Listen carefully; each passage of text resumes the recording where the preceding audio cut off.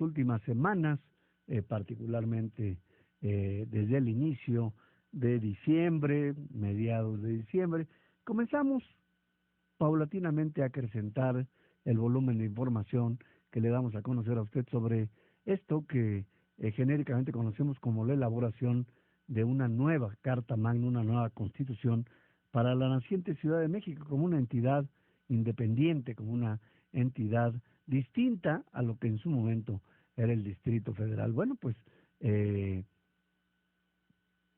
próximo 4 de enero los trabajos de la Asamblea Constituyente entrarán en una fase final que es la aprobación pues ya del articulado, 76 artículos, términos gruesos de la nueva Constitución. Por ello le hemos pedido al maestro Guillermo Torres Quirós, él es un analista político, nos obsequia unos minutos para conversar con usted, con nosotros, sobre los alcances, aquellos puntos medulares que serán los más conflictivos, aquellos puntos donde encontraremos mayor problema y polémica sin duda en la discusión y en la eventual resolución de la Asamblea Legislativa.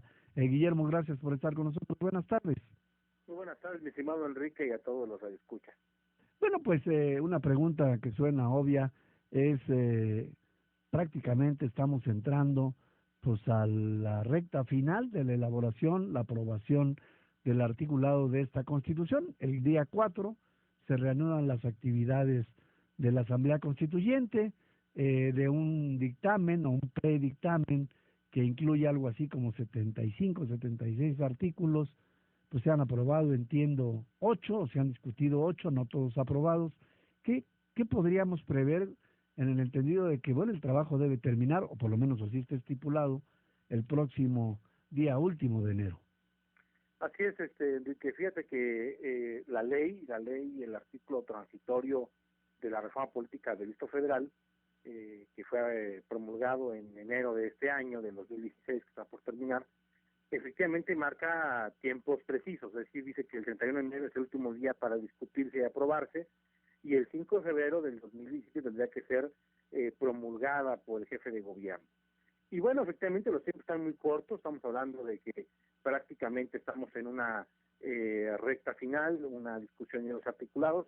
Se ve difícil porque llevan discutiendo ya el artículo por artículo prácticamente en 5 sesiones, antes de que se fueran de vacaciones, y en estas sesiones pues podemos encontrar pues muchas diferencias, yo diría en 2 aspectos. Por un lado, diferencias ideológicas, que no son las que se han discutido, sino ha habido también otras diferencias de tipo jurídico en la visión que tienen las distintas fuerzas políticas. Hay que recordar que ningún partido político tiene una mayoría absoluta en esa Asamblea Constituyente, y que los propios constituyentes hicieron dentro de su reglamento interno que para que se apruebe un artículo se necesita las 2/3 partes de los integrantes, es decir, más de 65 votos. Entonces esto lo pone todavía más complicado, y efectivamente yo veo muy complicado que pues el día 31 terminen aprobando todos los artículos, porque ha habido artículos en los que incluso ha habido sesiones en las que se ha discutido prácticamente un solo artículo por lo complejo que ellos mismos lo han elaborado. ¿Por qué? Porque en ese tipo de diferencias lo que muchos están viendo es de esas fuerzas políticas lo que puede llegar a pasar a futuro, y lo que están cuidando es su futuro, y el futuro inmediato, que es el 2018, donde se volverá a elegir jefe de gobierno, donde se robarán ahora las alcaldías, y donde sin lugar a dudas pues habrá una gran lucha por el tema del presupuesto. Comentábamos en su momento, Guillermo, aquí al aire con nuestros amigos Radio Escuchas, la Carta de Derechos, que ahora son 12 artículos de los 75, 76, que incluye toda la Constitución o el proyecto de Constitución, 12 artículos que son los que aparentemente pudieran generar una mayor confrontación por lo que tú decías, su naturaleza o la facilidad para que en ellos, en la discusión de los mismos, se mezclen cuestiones de carácter ideológica, el derecho a la vida, matrimonio igualitario, la discriminación de las minorías, ese tipo de cosas creo que serán las que más van a confrontar a los constituyentes. Sin lugar a dudas, incluso yo diría que el tema, los temas medulares que esta Carta de Derechos, digo, para que los escuchas lo sepan, los constituyentes dividieron su trabajo en 8 grandes comisiones. Y digamos que efectivamente esta comisión, que se llama Comisión Carta de Derechos, pues trae, digamos, la esencia de los derechos humanos, eso es lo que se busca dentro de esta Carta Magna para la Ciudad de México. Y efectivamente se antoja que van a ser complicados, porque hay diferencias, incluso de opinión, entre los que, por ejemplo, podríamos denominar como los de izquierda. Hay gente dentro de la izquierda que dice, no es necesario ponerle el matrimonio igualitario, la palabra matrimonio igualitario, cuando es una cuestión que depende de las leyes secundarias. O hay otra más importante, que sería el tema del derecho a la vida. Hay quien dice, bueno, el derecho a la vida sí existe, hay un antecedente importante de una jurisprudencia en la Suprema Corte de Justicia del 2001, donde se reconoce el derecho a la vida, incluso lo elaboró la ministra ya en retiro y hoy el día constituyente, Olga Sánchez Cordero, donde se dice, bueno, la vida se reconoce. Lo que pasó tiempo después en la Ciudad de México fue que se reconoció que la Asamblea Legislativa podía tener la autoridad para cambiar sus leyes. Bueno, el ponerlo ahora el derecho a la vida, hay una discusión si ponerle temporalidad o no, si ponerle desde la concepción o no ponerle la concepción, desde ponerle se reconoce la vida, o por otro lado decir que se reconoce el derecho de la mujer a decidir sobre su cuerpo. Ese es el otro concepto de otro grupo importante de la izquierda. Entonces, efectivamente, vamos a ver la parte, yo diría, más polémica, porque obviamente pues cada grupo parlamentario, yo diría que cada constituyente pues tiene una opinión muy distinta de cómo vislumbra los derechos humanos. Por desgracia, algunos los han dado unas interpretaciones que van por encima incluso hasta desde el punto de vista jurídico o incluso hasta científico.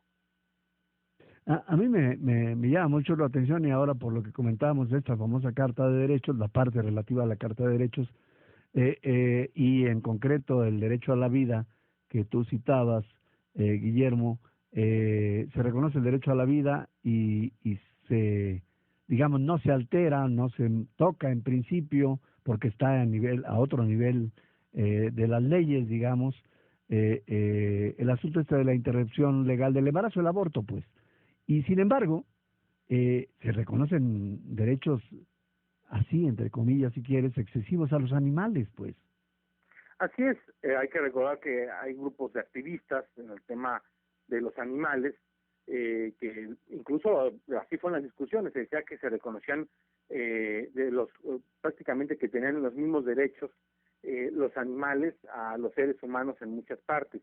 El derecho de los animales incluso fue uno de los temas, yo diría, más polémicos, porque se pone al mismo nivel la vida de los animales al de las personas. Y aquí lo importante, yo diría, de fondo, Enrique, y la escuchas es, pues, las victorias aquí yo veo de tipo ideológico. En la Ciudad de México ya se reconoce la interrupción legal de embarazo hasta las 2 semanas, porque a partir de la semana 13 es un delito que marca el Código Penal local. En el caso del matrimonio igualitario, efectivamente ya se reconoce, no se necesita ponerlo, no hay ninguna constitución en la que aparezca el término. Ya para eso existen las leyes secundarias. Pero digamos que lo que se quiere por parte de algunos grupos en específico es el que si se gana el que el texto aparezca en una ley, pues va a generar un antecedente no solamente para las leyes locales, sino para la ley a nivel general. Cuando se vaya a discusión a la Suprema Corte por algún tema en algún estado, pues habrá una referencia y la referencia dirá, pues en la Constitución de la Ciudad de México se reconoce, por ejemplo, la interrupción legal del embarazo o el matrimonio igualitario. Es lo que quieren algunos, que quede plasmado. Yo diría que en estos artículos polémicos pues, lo que quieren es, pues son victorias de tipo ideológico, lo que se quieren imponer, más que en el sentido jurídico más amplio, ¿no? Las cartas de derechos humanos o cartas fundamentales en las constituciones europeas pues son muy sencillas, son muy claras, se reconocen prácticamente los derechos en lo general. Las particularidades no vienen, no es necesario ponerlas, para eso existen las leyes secundarias y para eso también sería función en su momento del Congreso que habrá de la Ciudad de México, ¿no? Un Congreso local. Y este tendría que trabajar en su momento pues en la legislación secundaria, ¿no? Así es su función. Así, se le quieren poner más funciones a una Constitución que no es necesario, no es urgente ponerlas, para eso será la función de otros.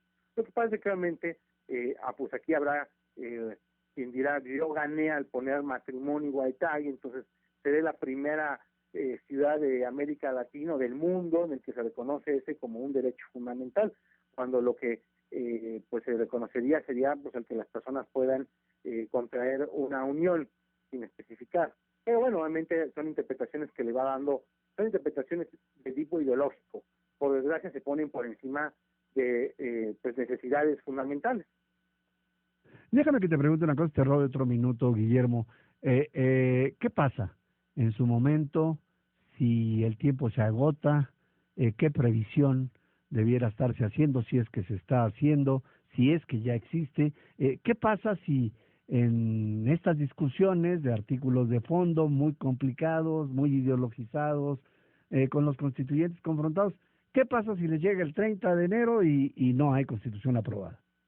Bueno, pueden pasar varias argucias legislativas. Una es hacer el reloj legislativo inventado ya en México Sí. por los diputados en el momento del presupuesto. Es decir, se para el reloj y sigamos discutiendo, ¿no? Aunque ya pasen las horas y pasen los minutos.